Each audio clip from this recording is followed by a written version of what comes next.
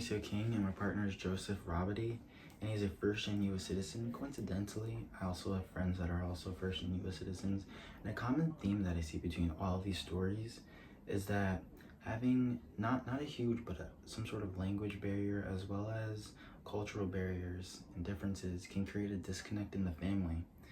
But another common theme that I see in all of these stories is that these differences can bring a family together. You know, his parents teaching him about their culture can create a more connect and understanding between one another. Joseph says that his parents often talk about their times in their countries, his mom being from Lebanon and his dad being from Jordan. They're able to further foster an understanding between one another due to these teachings that his parents teach him.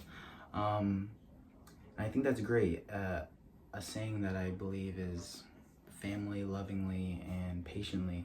Family is the foundation of a home, and being able to create a sense of safety in a home, I think, is very important.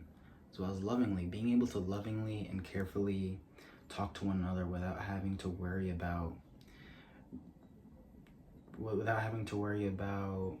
prejudice or judgment from one another can create an even stronger bond within the family, as well as patiently, because these things don't happen instantly. They happen over time. You got to be patient. The second point I want to talk about is how his parents' teachings has created a different perspective on the world that he lives in today.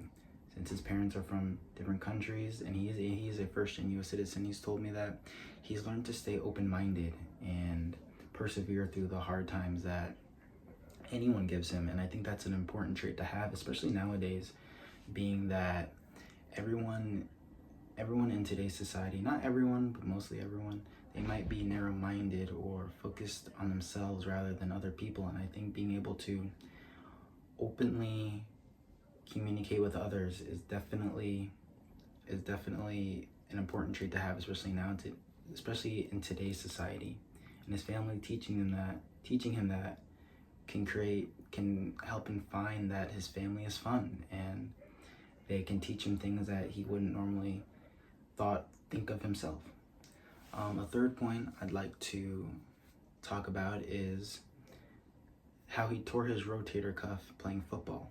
Now, a rotator cuff is where your muscles and tendons in your shoulder hold your shoulder joint together and basically obviously allow you to rotate your shoulder.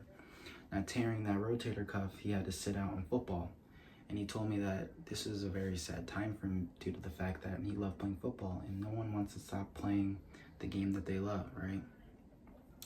However, he had to, and in doing so, he was able to persevere. You know, he kept an open mind, like I said before, and he was able to persevere, which I think is an important trait to have in today's society.